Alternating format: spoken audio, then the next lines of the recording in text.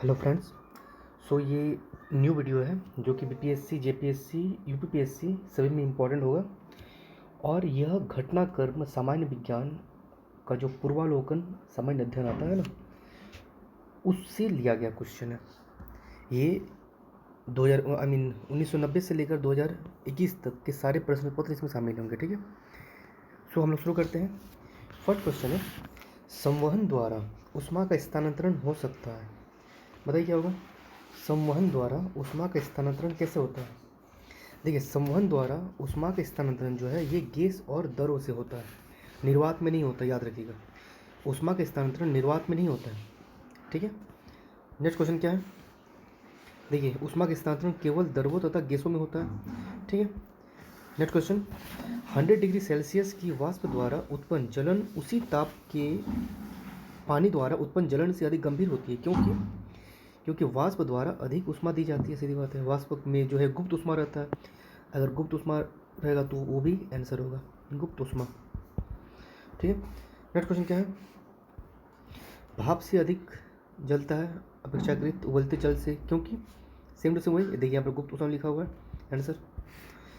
1 ग्राम बर्फ को 0 degree Celsius तापमान से वाष्प में 100 डिग्री सेल्सियस तापमान तक ले जाने के लिए कितने कैलोरी ऊष्मा की आवश्यकता होगी। 720 कैलोरी की आवश्यकता होगी। यहाँ मैथ का फॉर्मूला दिया हुआ, आप लोग देख लीजिए इस मैथ का फॉर्मूला को। ठीक है, नेक्स्ट क्वेश्चन, कितना तापमान होने पर पाठ्यक्रम सेल्सियस और फ़ारेनहाइट तापमापियों में एक ही होगा। देखिए, ऐसा कौन सा तापमान है जिसमें पाठ्यक्रम जो है सेल्सियस और फ़ारेनहाइट तापमापियों में एक ही होगा। ये -40 डिग्री सेल्सियस है। ठीक है, -40 डिग्री सेल्सियस है। देखिए, उत्तर प्रदेश में आ चुका है 2015 में। नेक्स्ट क्वेश्चन, किसी तापमान पर सेल्सियस और फ़ारेनहाइट पैमाने मेल खाते, किस में मेल खाता। बस वही सेम मैंने भी कहा ना कि कौन बराबर होगा सेल्सियस के पैमाने पर और फ़ारेनहाइट पैमाने पर। -40 डिग्री सेल्सियस। कितने डिग्री पर सेंटीग्रेड और फ़ारेनहाइट तापमान समान रहते हैं। कितना बार ये क्वेश्चन आ चुका है। मध्य प्रदेश में आ चुका है, उत्तर प्रदेश में आ चुका है, बीपीएससी में क्वेश्चन आ चुका है ये। ठीक है, तो ये भी क्या हो जाएगा, -40 डिग्री सेल्सियस। किसी बिंदु पर फ़ारेनहाइट तापमान सेंटीग्रेड तापमान का दोगुना होता है। ऐसा कौन सा है जिसमें वो दोगुना हो जाएगा। देखिए, पहली बात तो है कि फ़ारेनहाइट और सेंटीग्रेड में -40 डिग्री होता है, -40 डिग्री होता है। ठीक है, अब इसमें बात है, इसमें ये इसका 40 डिग्री का 4 गुना हो जाएगा। ठीक है, यानी कि 160 डिग्री सेल्सियस हो जाएगा। ठीक है, इसका आप लोग मैथ का फॉर्मूला देख लीजिए यहाँ पर है। एक स्वस्थ मनुष्य के शरीर का तापमान कितना होता है, 37 डिग्री सेल्सियस। सिंपल है। केल्विन मान से मानव शरीर का तापमान क्या हो जाएगा, 310 हो जाएगा। देखिए यहाँ पर इसका दिया हुआ है। पहली बात तो है कि 37 डिग्री रहता है। ठीक है, प्लस 273 इक्वल टू 310। मानव शरीर का सामान्य तापमान 98 डिग्री फ़ारेनहाइट है। इसका सेल्सियस तापमान क्या हो जाएगा, 89 हो जाएगा। फॉर्मूला यहाँ दिया हुआ, आप लोग देख लीजिए सेंटीग्रेड का। ठीक, सेल्सियस स्केल पर मानव शरीर का तापमान क्या हो जाएगा, बीपीएससी में आ चुका है। और इसका इसका फॉर्मूला जो है यहाँ पर दिया हुआ है ना, 36.89 डिग्री सेल्सियस। ठीक है, फ़ारेनहाइट पैमाने पर तापमान 200 डिग्री फ़ारेनहाइट है। इसका सेल्सियस मान क्या हो जाएगा, 93.3 डिग्री। ये आंसर कैसे आएगा, इसका फॉर्मूला भी बस वही है, सेंटीग्रेड इक्वल टू फ़ारेनहाइट -32 × 5/9। ठीक है, ये फॉर्मूला याद रख लीजिएगा तो जगह आंसर आ जाएगा। ठीक है, उस पैमाने पर आंसर आ जाएगा 93.3 डिग्री सेल्सियस। ठीक है, नेक्स्ट क्वेश्चन, 40 डिग्री सेल्सियस का मान फ़ारेनहाइट स्केल में कितना हो जाएगा, 104 डिग्री फ़ारेनहाइट हो जाएगा। सेम टू सेम वही फॉर्मूला है, अलग फॉर्मूला है। F = 9/5 C + 32। ठीक है, इससे आप लोग निकाल लीजिएगा। फ़ारेनहाइट इक्वल टू क्या हो जाएगा, 9/5 × C + 32 = 104 डिग्री फ़ारेनहाइट। ठीक है, 40 डिग्री सेल्सियस लिखा हुआ है, निकाल लीजिएगा आप लोग। 50 डिग्री का मान फ़ारेनहाइट स्केल पर क्या होगा, बस सेम टू सेम वही फॉर्मूला है, 9/5 × 50 डिग्री है ना सेल्सियस में, +32 निकाल लीजिएगा, आंसर आ जाएगा 122 डिग्री फ़ारेनहाइट। ठीक है,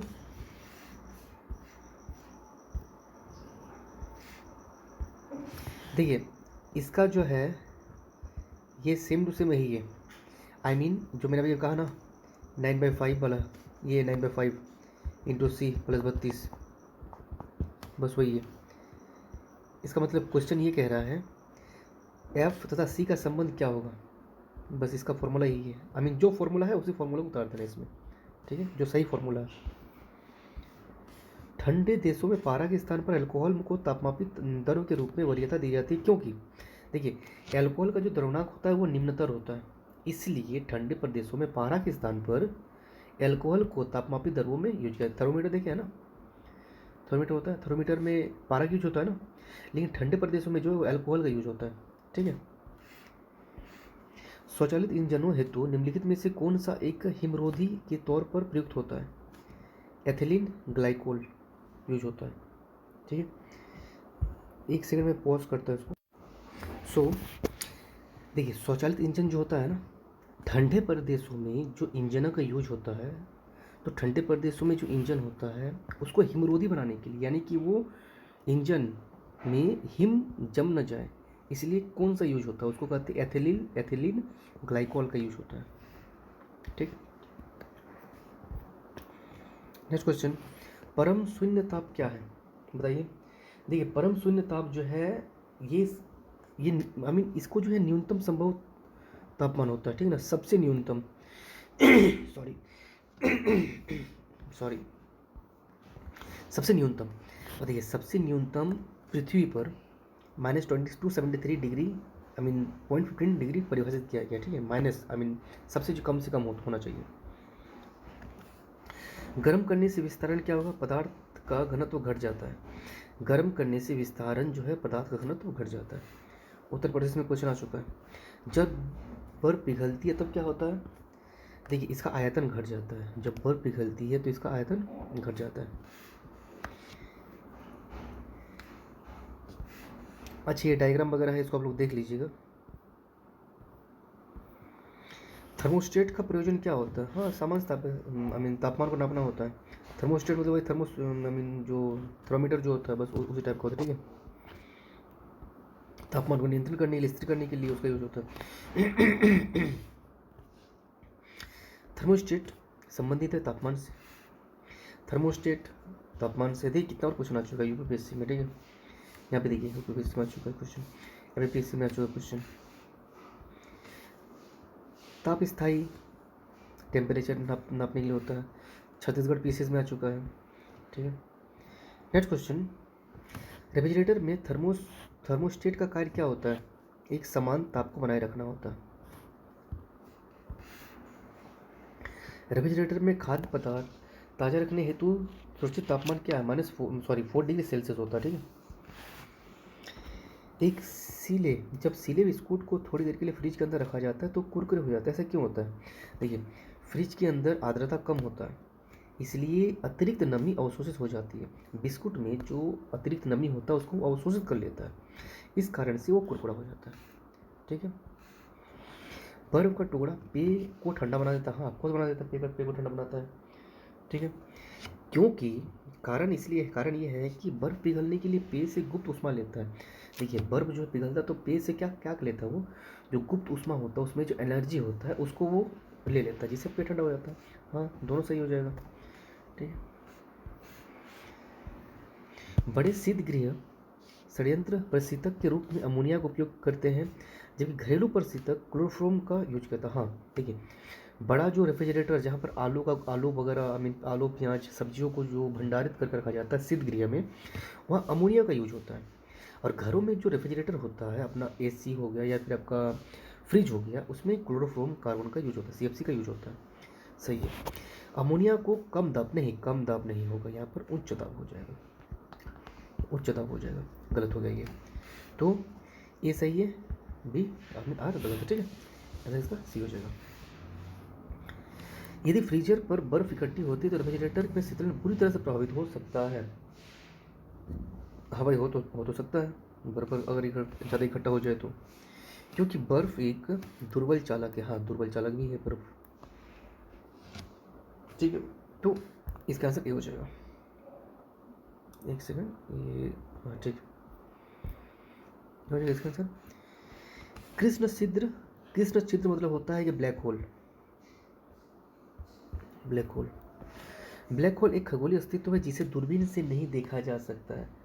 देखिए पहली बात मेरे बात सुन लीजिए, ये क्वेश्चन जब आया था तब आया था, 2001 का क्वेश्चन है, ठीक है, ये 2001 का क्वेश्चन है, ये देखिए 2001 का क्वेश्चन है। 2001 तक दूरबीन के माध्यम से नहीं देखा गया था, लेकिन 2019-20 में 2019-2020 में इसको देखा गया हबल टेलीस्कोप से, ब्लैक होल को देखा जा चुका है। तो अगर क्वेश्चन आता है कि जिसे दूरबीन से नहीं देखा जा सकता तो ये गलत हो जाएगा, लेकिन उस वक्त ये सही था, ठीक है।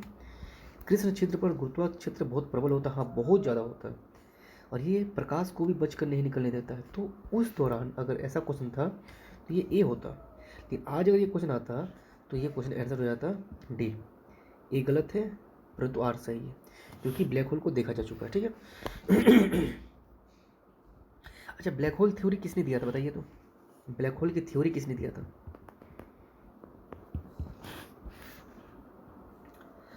नेक्स्ट क्वेश्चन क्या है? अंतरिक्ष आधारित सौर ऊर्जा को ऐसा सुझाया जाता है राष्ट्र लक्ष्य बनाना चाहिए। पहला है, यह सबको सही है। SBSP यानी कि ये की आपूर्ति की आपूर्ति वर्ष में बिना रुके 99% है, और इसके अलावा ऊर्जा की बहुतायत में उपलब्धता, हाँ दोनों सही है। ये यूपीपीएससी में क्वेश्चन आ चुका है ना, इसको आप लोग एक बार देख लीजिए। ये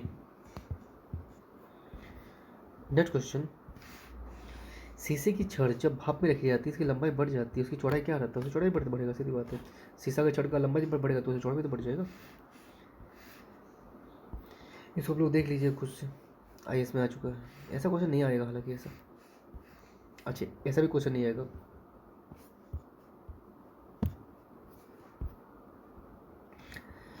तांबे के एक टुकड़े को तथा कांच के एक टुकड़े को एक ही तापमान पर गर्म किया जाता है, उसके बाद स्पर्श करने पर तांबे का टुकड़ा कांच के टुकड़े की अपेक्षा अधिक गर्म लगता है। बताइए, देखिए तांबे के टुकड़े को तथा कांच के टुकड़े को एक ही तापमान पर गर्म किया है तो उसके बाद स्पर्श करने पर तांबे का टुकड़ा कांच के टुकड़े की अपेक्षा अधिक गर्म होता है। हाँ, तांबा का टुकड़ा तो गर्म होगा ही ना ज़्यादा, क्योंकि ये सुचालक है, कांच जो है कुचालक है। तांबे का घनत्व कांच के घनत्व से अधिक होता है, नहीं ऐसा कुछ नहीं है, ऐसा कुछ नहीं, ठीक है। आई मीन सॉरी, ये सही है। हाँ, तांबे का घनत्व, जो घनत्व को बात किया जा रहा, कांच के घनत्व से अधिक है, लेकिन इसका ये कारण नहीं है, आंसर नहीं है, इस कारण से ये हो रहा है, ऐसा कुछ नहीं है, ठीक है। ये भी हो जाएगा इसका आंसर।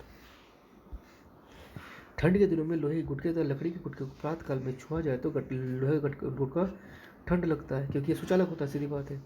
लकड़ी के की तुलना में लोहा ऊष्मा का अच्छा चालक है, सुचालक है। यदि हवा का तापमान बढ़ता है तो उसकी जलवाष्प ग्रहण करने की क्षमता क्या हो जाती है? ऑफकोर्स बढ़ेगा ना, हवा का तापमान अगर बढ़ जाएगा तो वो जलवाष्प यानी कि वो आई मीन जो एयर आई मीन वेपर जो होता है उसको ज़्यादा करेगा, वेपराइजेशन ज़्यादा करेगा। तेज हवा में रात्रि में ओस नहीं बनता है, क्योंकि वाष्पीकरण की दर तेज होती है। तेज हवा बहेगा तो वो वाटर को सोख लेगा ज़्यादा ना। कौन सा सही नहीं है? देखिए ये आंसर मैं बता दे रहा हूँ आपको, एयर कंडीशनर और एयर कूलर दोनों आर्द्रता नियंत्रित करते नहीं, ऐसा कुछ नहीं होता, ठीक है। एयर कंडीशनर और एयर कूलर दोनों तापमान और वायु की गति नियंत्रित करते हैं, परंतु जहाँ एयर कंडीशनर आर्द्रता को भी नियंत्रित करती है वहीं एयर कूलर आर्द्रता को नियंत्रित नहीं करता, एयर कूलर आर्द्रता को नियंत्रित नहीं करता है, ठीक। कमरे में लगा हुआ वातावरण कूलर क्या नियंत्रित करता है? आर्द्रता और तापमान, दाब को नियंत्रित नहीं करता है, ठीक है। डेजर्ट कूलर द्वारा शीतलन किस पर आधारित है? वाष्पन शीतलन पर आधारित है। कमरे को ठंड किया जा सकता है संपीड़ित गैस को छोड़ने से।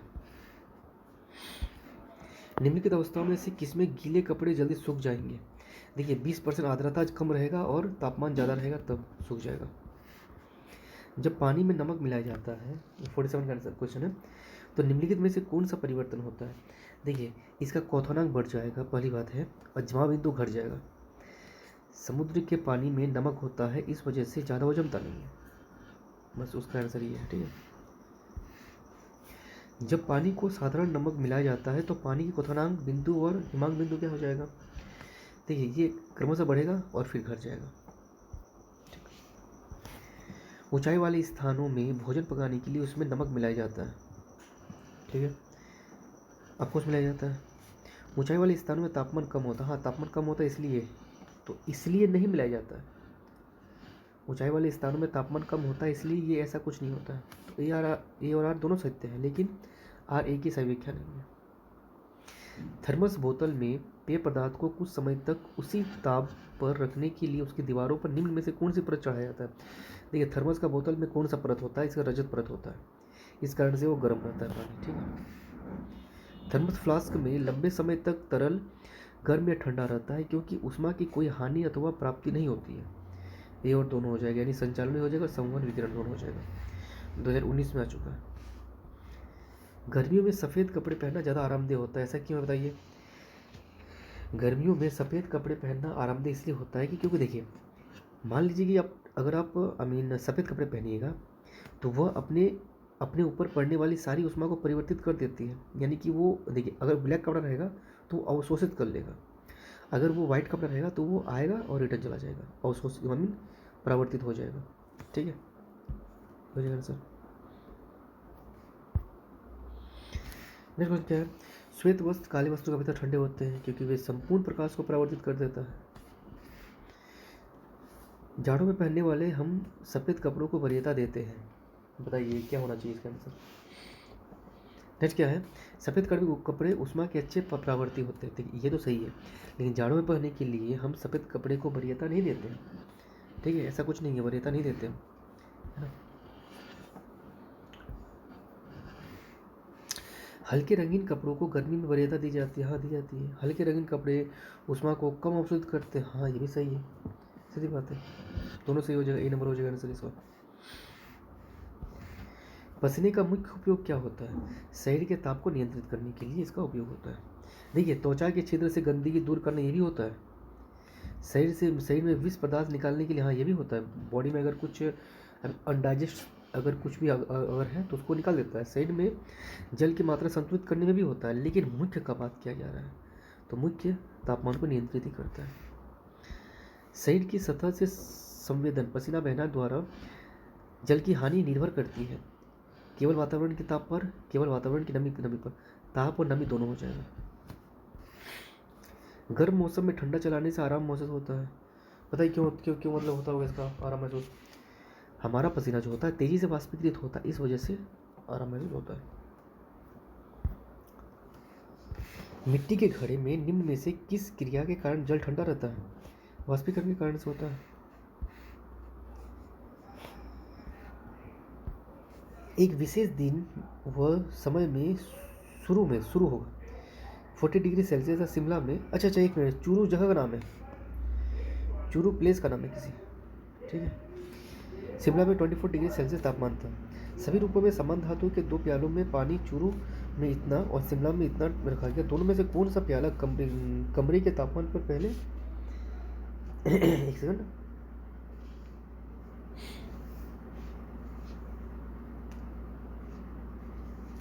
लिखा हुआ है दोनों में से कौन सा प्याला कमरे के तापमान पर पहले पहुंचेगा। देखिए क्या होता है ना, मान लीजिए कि अगर आप एक 2 प्याला रखे हुए हैं, यानी कि आपका कौन कौन धातु है, सभी रूपों में समान धातु में 2 प्यालों में पानी रखा गया, ठीक है, 95 डिग्री इतना डिग्री पर रखा गया। दोनों को कौन सा प्याला कमरे के तापमान पर, लास्ट में देखिए क्या लिखा हुआ, कमरे का तापमान लिखा हुआ है।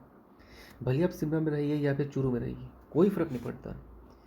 शिमला में 24 डिग्री सेल्सियस है या 40 डिग्री सेल्सियस है, इससे कोई फ़र्क नहीं पड़ेगा। आप लास्ट में लिखा हुआ है कि कमरे के तापमान, तो कमरे के तापमान में दोनों एक ही समय पहुंचेगा ना, सीधी बात है। ग्रीष्मकाल में आर्द्र उष्मा का अनुभव होता है जब मौसम क्या हो जाएगा, उमस वाला होता है, इसलिए आर्द्र उष्मा का अनुभव होता है। शुष्कता दशा संदर्भित करता है। देखिए शुष्कता का मतलब साफ बात है कि निम्न आर्द्रता है, आर्द्र कम रहेगा तो जगह शुष्क रहेगा, सीधा इसका आंसर है, ठीक है। ऊंचाई बढ़ने के साथ साथ जल का क्वथनांक बिंदु घट जाता है, चलिए ठीक है, मान लेते हैं। अब कुछ होता है ऐसा, ऊंचाई के साथ वायुमंडल दबाव बढ़ जाता है, बट ऊंचाई के साथ वायुमंडलीय दबाव बढ़ जाता है, ऐसा कुछ नहीं होता है। ऊंचाई के साथ वायुमंडलीय दबाव नहीं बढ़ता। ठीक है, देखिए पृथ्वी की सतह से बढ़ती ऊंचाई के अनुपात में वायुमंडल दबाव घटता है। ठीक है, तो इसका आंसर क्या हो जाएगा? इसका आंसर हो जाएगा सी। ये सही है, ये गलत है। वायुमंडल हमारे ऊपर बहुत अधिक दबाव डालता है, परंतु जब हम इसका अनुभव नहीं कर पाते हैं। देखिए हमारा रक्त जो होता है ये वायुमंडल के दबाव से कुछ अधिक दबाव डालता है, इस कारण से हमें वायुमंडल का दबाव को महसूस नहीं कर पाते, अनुभव नहीं कर पाते। ठीक है, नेक्स्ट क्वेश्चन है, कमरे के तापमान नहीं, तापमान में वृद्धि के साथ ग्लिसरीन की श्यानता बढ़ जाती है। देखिए तापमान में वृद्धि के साथ ग्लिसरीन की श्यानता बढ़ जाती है, ऐसा कुछ नहीं होता है। ठीक है, बढ़ता नहीं है, घट जाता है। ठीक है, ग्लिसरीन का श्यानता जो है घट जाता है तापमान के बढ़ने के साथ। तापमान में वृद्धि अणुओं की गतिज ऊर्जा बढ़ा देता है। हाँ ये सही है, ये बहुत सही है। ठीक है, तो इसका आंसर क्या हो जाएगा? एक सेकेंड, यस आर सही है, ये गलत है। प्रेशर कुकर में खाना जल्दी पक जाता है क्योंकि वही तो अधिक दाब होगा तो जल्दी खाना पक जाएगा। ये 100 डिग्री पर उबलता वगैरह ऐसा कुछ भी नहीं है।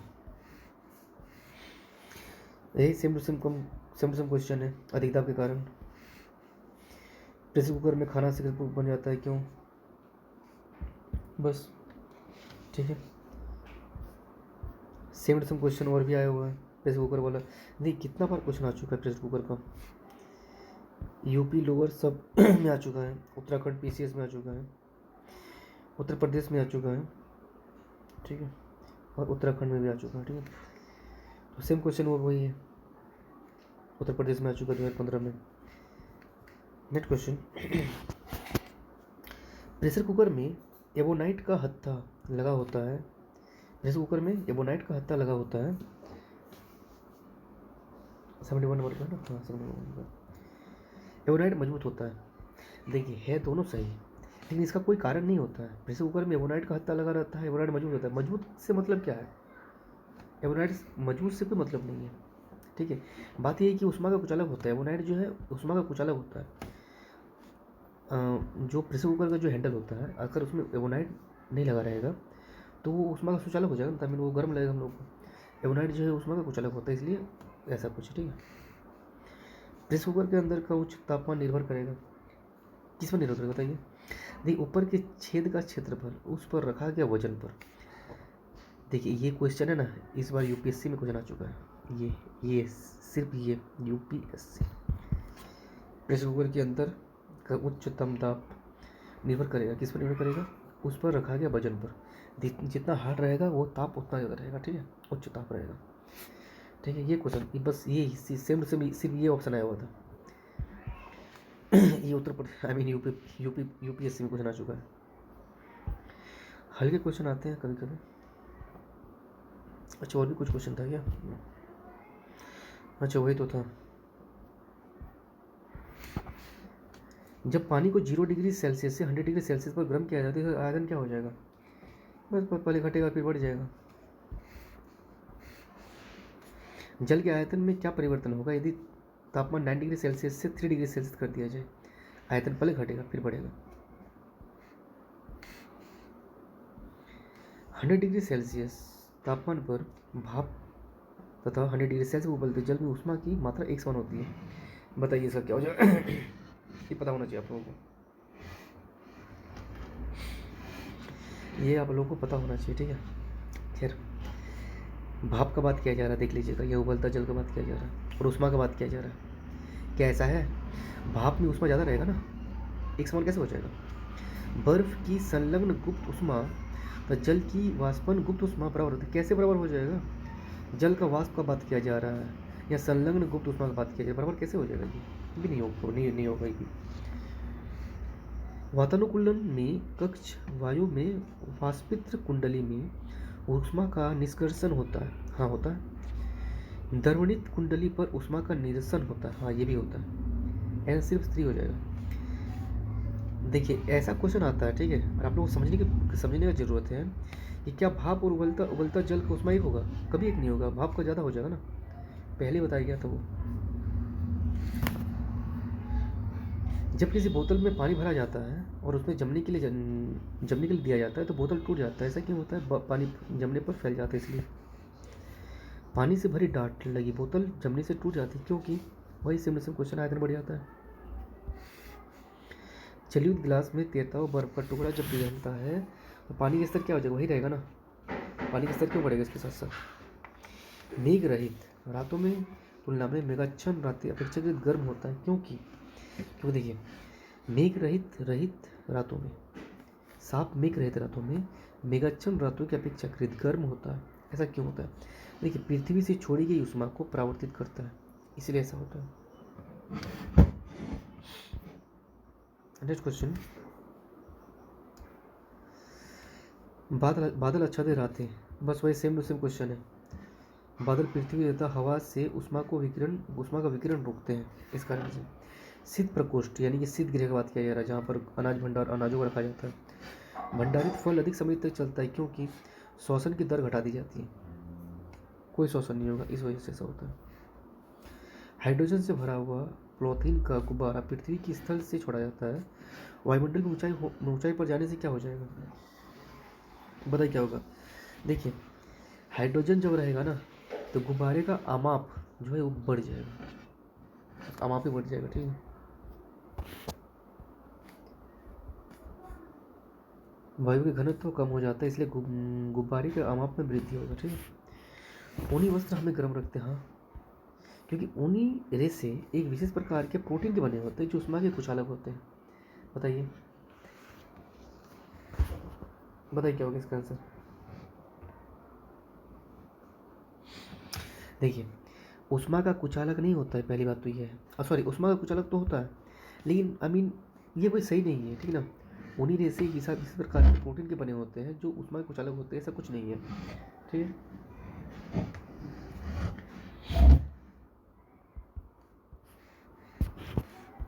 देखिए ऊष्मा का कुचालक इन रेशों के मध्य स्थित हवा के कारण होता है, हवा के कारण ये कुचालक होता है, ठीक है, ऐसा कुछ नहीं है। निम्न में से कौन सा एक सही नहीं है? तो देखिए ऐसा देख लीजिए, आर्द्रता के बढ़ने पर वायु में ध्वनि वेग कम हो जाता है, नहीं ध्वनि वेग कम नहीं होगा, ध्वनि वेग ज़्यादा बढ़ जाएगा आर्द्रता बढ़ने के साथ साथ। कमरे में रखिए रेफ्रिजरेटर का दरवाज़ा खोलकर आप कमरे को थोड़ा देर के लिए गर्म कर सकते हैं। आप सोचिएगा ना कि कमरा का जो रूम है वो ज़्यादा ठंडा हो जाएगा, ऐसा कुछ नहीं होता है। टॉम एंड जेरी को देखकर मत कीजिएगा, ठीक है। टॉम एंड जेरी में मैंने एक बार देखा था कि वो जो है जेरी जो है वो रेफ्रिजरेटर को खोल देता है और पूरा रूम को वो बर्फ़ बना देता है, ऐसा कुछ नहीं होता है, गर्म हो जाएगा ज़्यादा और, ठीक है। सो यहीं तक है, अगर अच्छा लगे तो हमें लाइक कीजिएगा। Thank you.